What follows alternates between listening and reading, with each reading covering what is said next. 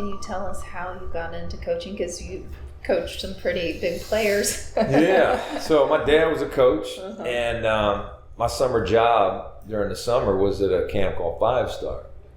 And at the time, it was outdoors. It was where you would go to get better as a player and to get exposure as a player.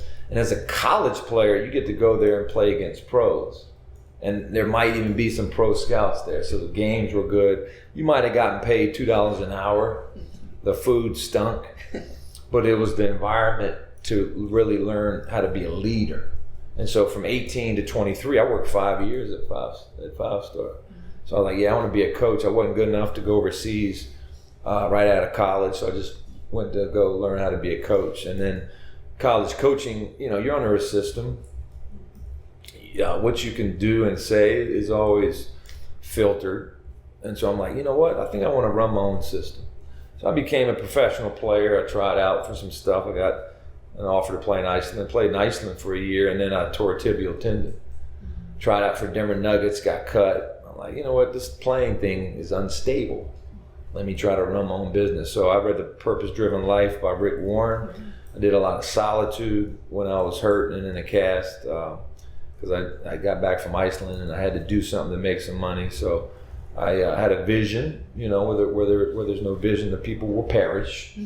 And I created this company called Shake and Bake, and it was coaching. And I called 100 people in my hometown to say, hey, man, come work out with me. 2 people called me back. So I didn't focus on the 98, I got 2, right? Just like, the guy that gets poop in his, right? You ever heard of the child that got poop in his stocking? No. So one Christmas, we're talking about poop now, let's go. So this guy, the child gets poop in his stocking, and he looks at his mom and dad and say, yo, Mom and Dad, I got a horse, but they ran away. So, that's so good. Yeah, so he's thinking, he's got a horse. And anyway, it's your perspective, right? It's your perception, right? It has to be positive, and therefore you'll get a reception of positive. So I'm like, all right, I'll focus on these 2 kids, and they were 8, 9 years old. Make a long story short, I've been on the court with LeBron, Kobe, Chris Paul, Maya Moore, Ray Allen, Manu Ginobili, LeBron James, 51 countries, 6 continents. And I'm not saying that to name drop. I'm saying that to show you, look what diligence can do. Look what passion can do. Look what a purpose can do. Look what doing a little thing a long time until something great happens. Like that's mental health. Like you're not going to read a book. Hey, let's go the next day. Hey, here we go. You're not going to watch Speakers One, and then next week I got it all figured out. No, it's 1% changes. It's waking up and not letting the old, crusty, old, depressed, dirty man in. Right. So when I wake up, I just don't let that old man in. I'm like, yo, it's going to be a great day. Choice is mine. I'm not. Are you telling me to fake it, Gannon? I'm not telling you to fake it.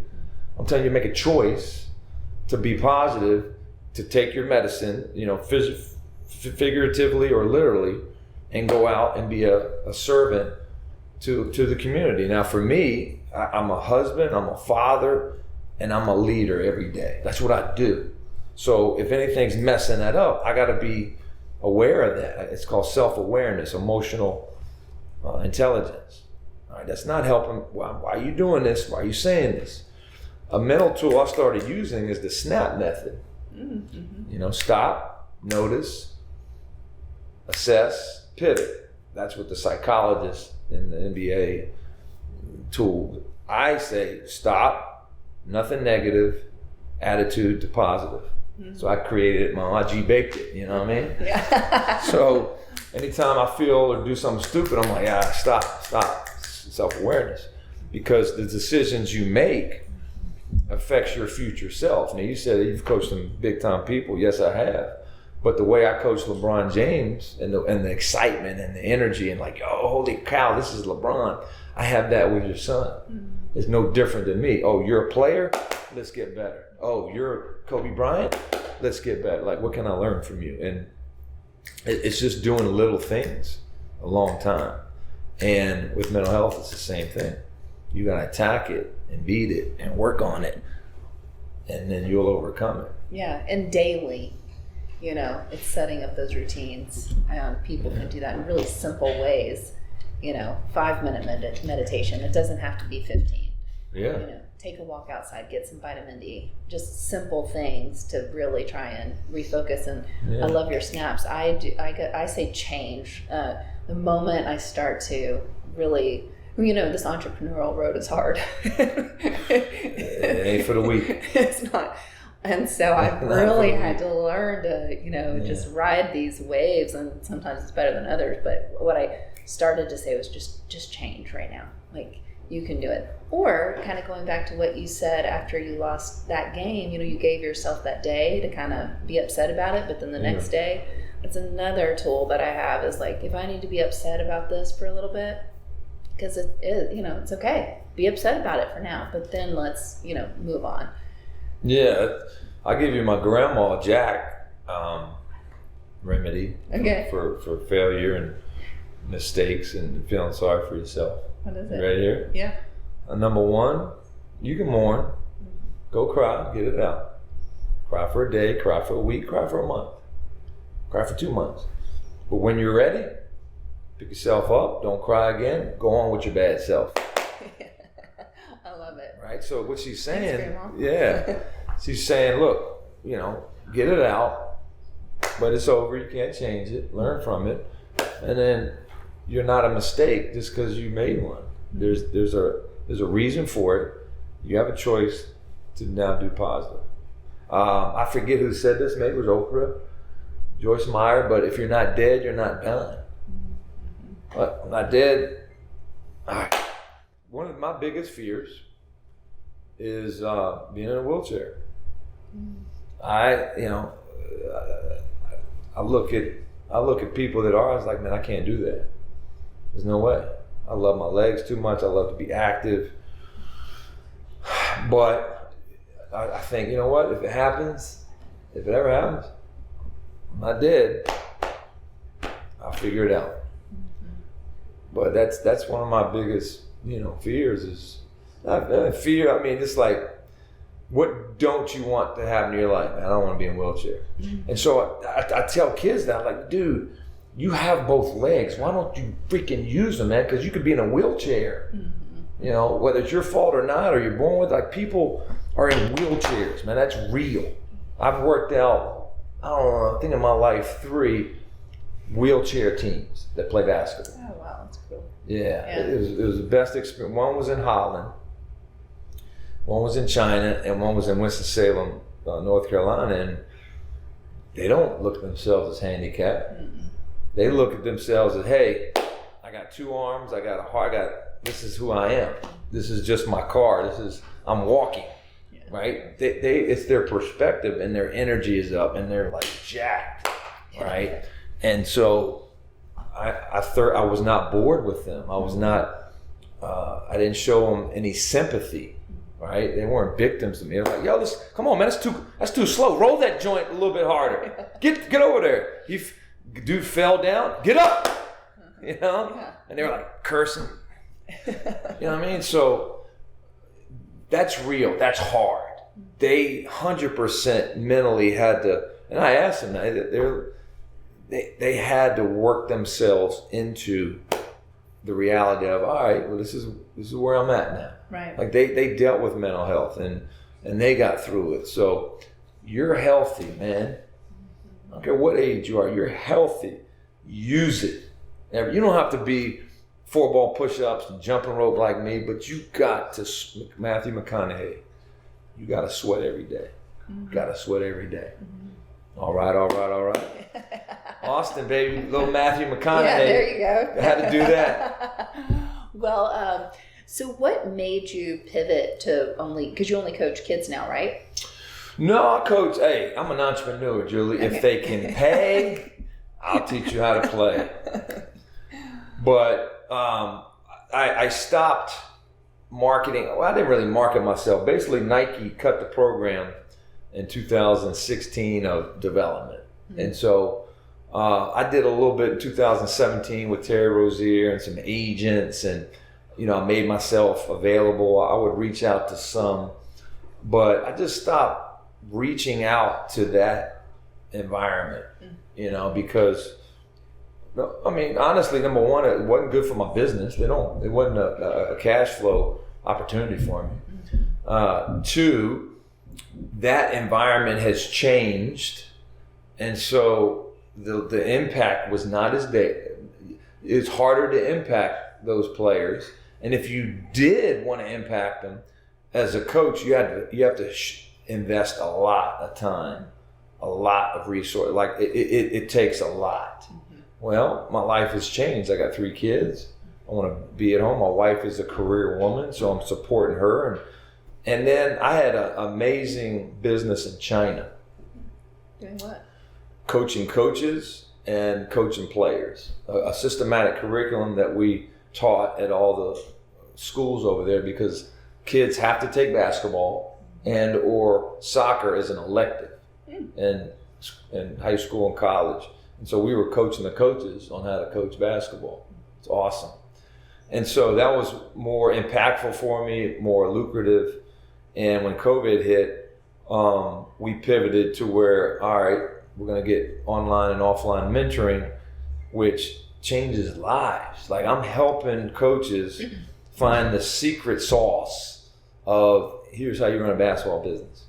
And they get the credibility of knowing, right, what they're learning is the truth. It's not fluff.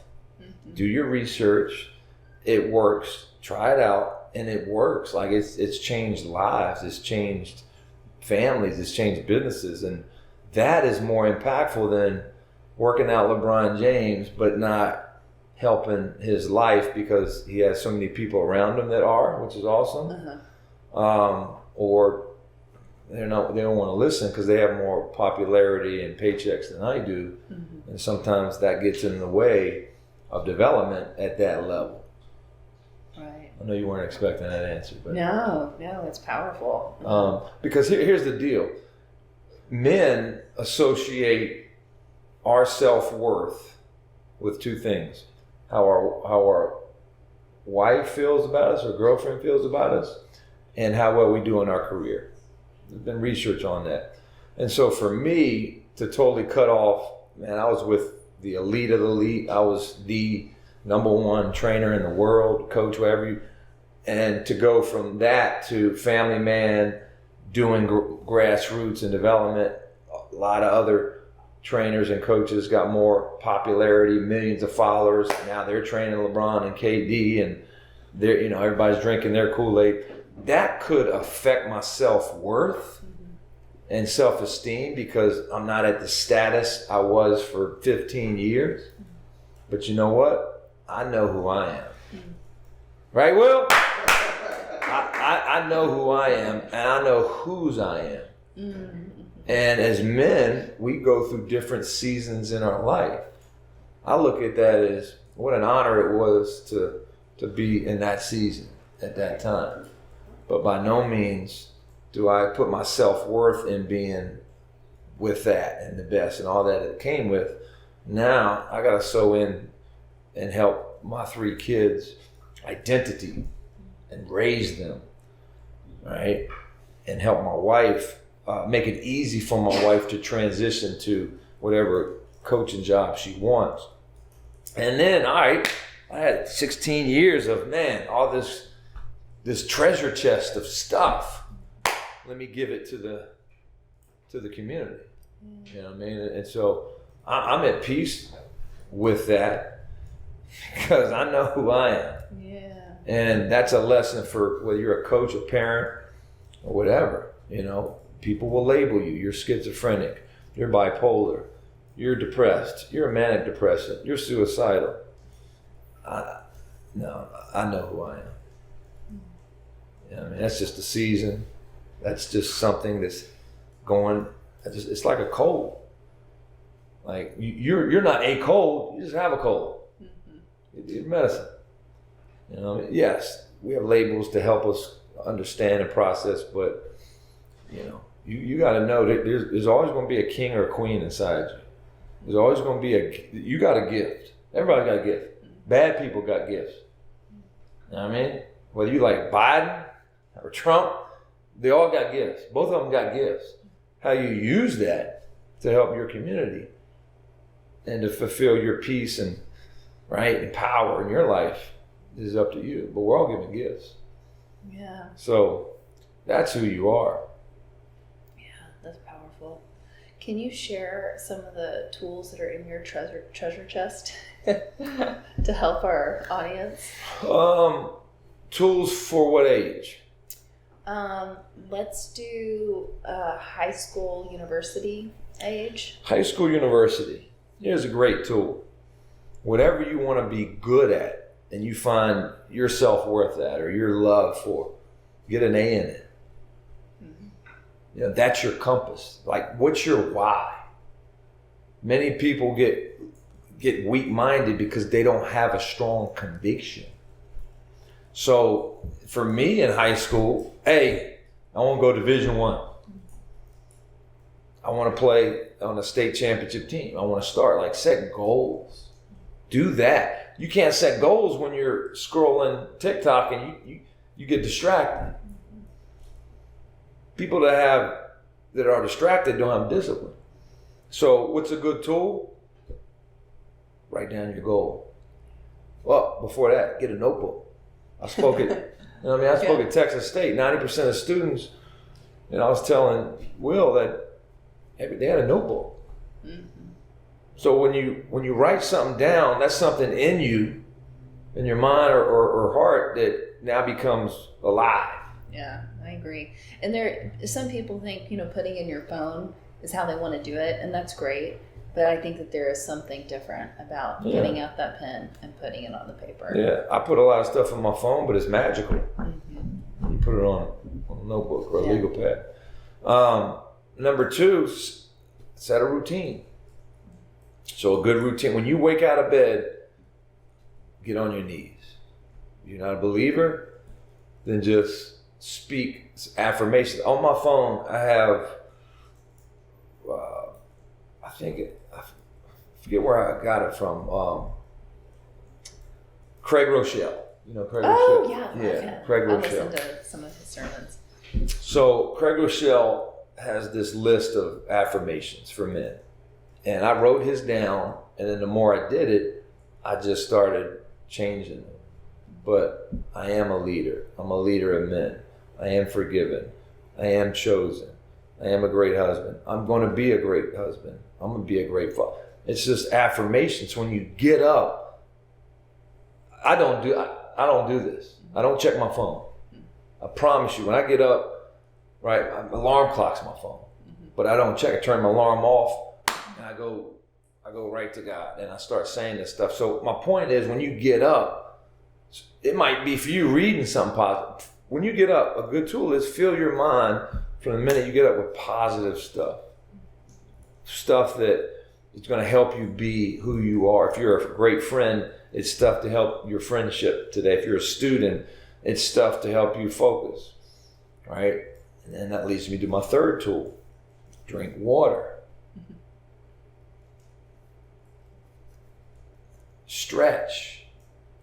Go get a good breakfast. Don't skip breakfast, especially if you're an athlete, right? Maybe go do something hard, which is working out first, but get a sweat in. Those are all tools. During the day, right? If you're light through your eyes brings light, darkness through your eyes bring darkness. But try to look at good stuff. Try to listen to good stuff. My playlist from 13 to 28 was flim flam, filth, flim flume, booty, footy, shooty, goody. I was embarrassed, right? But how's that help? It's negative. And since then, all positive. Positive, right? Because whatever you see, whatever you hear, it becomes part of your spirit and your soul. So you got to filter it, clean it out. Your mind, you know this, your mind has 30 seconds to capture a thought, right? Your mind has a thought. And if you don't capture it and become aware of it, it'll become an emotion. And so you want it to be a positive emotion. So you got 30 seconds before that thought becomes an emotion. And so it's easy to have positive thoughts when you're watching, listening to positive things. So that's a good tool. Another good tool is cut the vines. What's vines? Negative people, negative environments, right? If you have trouble, saying no to drugs and alcohol, don't go to the club. You know what I mean? If you have trouble meeting good women and you have relational problems with men and women, then don't go to the strip club. You know what I mean? Like, and I've had to tell guys that, look, dude, you never had a good relationship because, man, you're hanging out places that disrespect women. It's bad. You reap what you sow. What you respect, you can access. So if you respect women, what you disrespect, you can't access, and that opportunity may never come again. And so those are some tools, right? And then the last one is things during the day, because you're going to get hit during the day with anxiety, with stress, with people. People are flawed. I'm sorry if I ticked you off. I know I'm obnoxious at times. So having a tool, snap, positive touches, trigger touches. You said change, like stuff to help you oil up and polish up the anxiety and stress that comes at us every day. Mm-hmm. Love everything you just said. It really hits home. Yeah, setting up those routines in the morning, and that right there alone, just if you take 30 minutes, that can change your day. That's taking care of your mental health. Yeah. Yeah. I mean, and because I'm saying it doesn't mean I'm always speaking from strength. Mm-hmm. Like, I believe what I said, but yesterday my wife interrupted me on the phone. It's like, hold up, again. How is that uplifting and positive, what you just said? How's that going to help anything? I'm like, that might be another tool. Instead of criticizing or debating somebody that's correcting you, maybe you go, you're right, I got you. Mm-hmm. You know what I mean? I learned that through playing. When I make a mistake, our coach would say, don't say my bad. My bad, I'm bad, my fault. Now you're just throwing gasoline, you're throwing salt in the wound. Say, I got you, next play. You're right. I'll get you next time. That's a lot more affirmative than saying, man, I suck. Right. No, you're wrong, man. And so my wife caught me speaking negative and complaining. Mm-hmm. And our rules in the Baker household is always go hard. We don't complain. We love God, right? Mm-hmm. And we work together no matter what. And so, but the big one, and she's great. Like she has flaws, but she never complains. Mm-hmm. Like, and that's what, like, so when she says, "Hey man, you're complaining," you're right. She's speaking from tremendous strength because that's one of her strengths. And all you're doing is putting cancer, poison, and toxic fumes in the environment. So, when you said that, like that just, I'm saying this, but I'm working on this presently too. That's why I love being a teacher, because it holds you accountable. It reminds you when you're speaking, hey, Gannon, you need to do that. You're right. So there's like little voices, little rabbits running around my head I'm trying to catch. Because I'm like, that you got to speak to yourself on that one, more big fella. Yeah. One of the things I mean, all my life, I'm sorry, constantly apologizing. And then I never realized how much I did it until I started hearing my kids do it. And I just was like, this is off. Like, why are we apologizing so much? And so kind of going Why are you apologizing? Why do you think people are like that and say that? I don't know. I've read some studies on it that I think women do it quite a bit more than men. Even on emails, like, I'm so sorry I got to you, 30 minutes late, just constantly apologizing. But instead, like, now what I try to get the kids to do is like, oh, thanks for the reminder, Mom. Thank you, kind of going back to my bad and not saying my bad. That's good. And so, like, trying to get us to stop apologizing instead of saying, thanks, Mom, I'll work on that next time.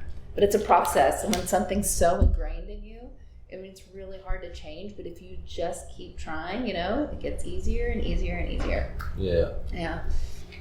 So last thing I want to ask you about is what can you say to parents for them to support their children, once again, like high school, college age? It's a great question, because I've seen the good, the bad, and the ugly with basketball. And now me and MJ see it with our boys, the good, the bad, and the ugly in hockey.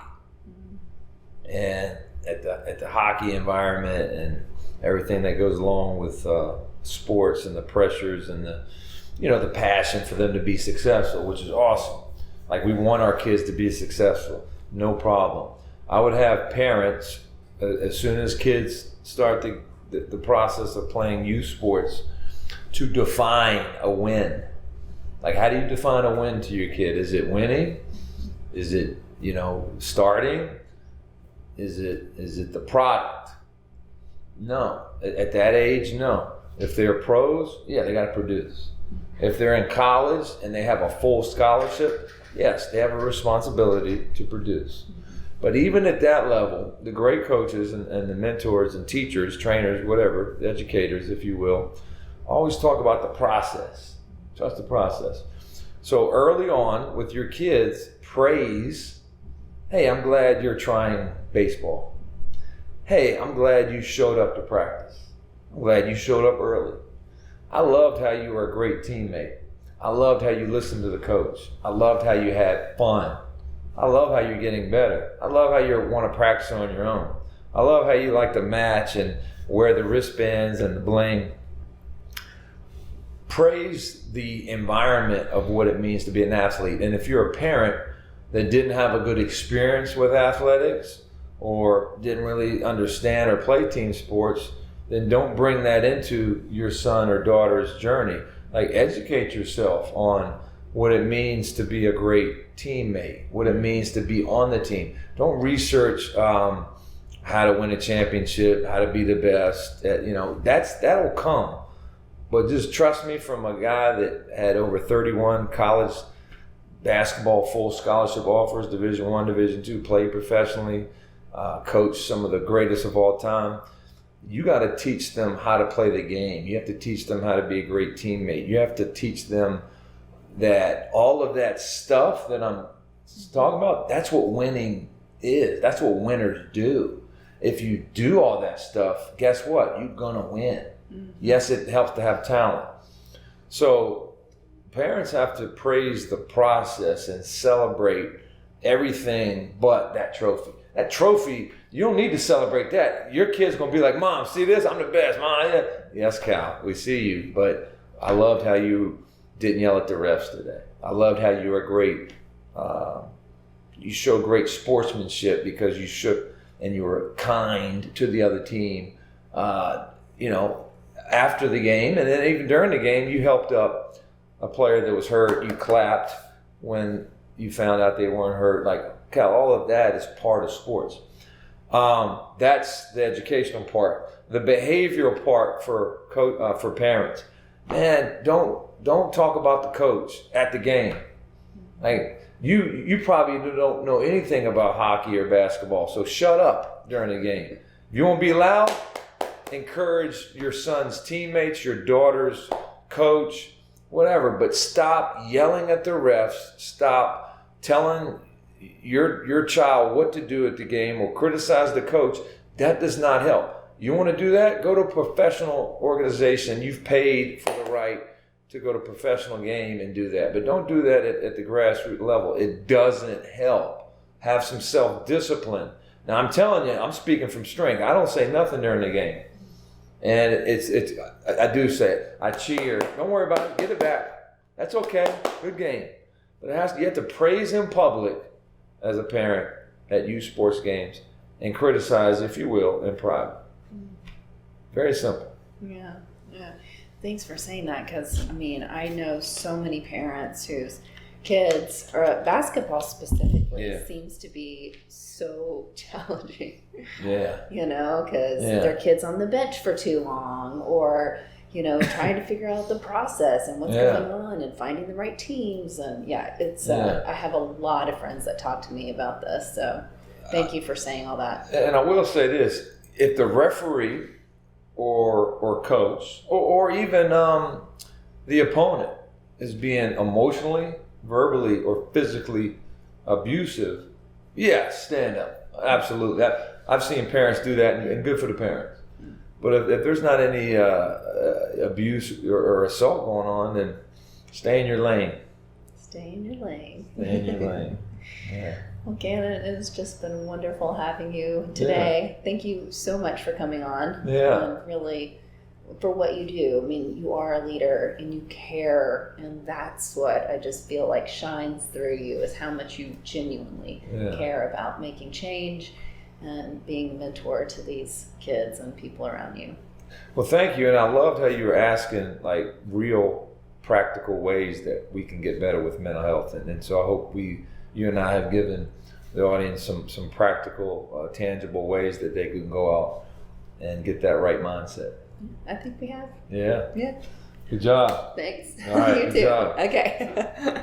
I want to thank Gannon Baker again for joining us here today at Speak as One. You can find all the information that you need to follow Gannon Baker below. And once again, please, you guys, like, subscribe, and share with your friends, because you don't want to miss Gannon and other stories coming up.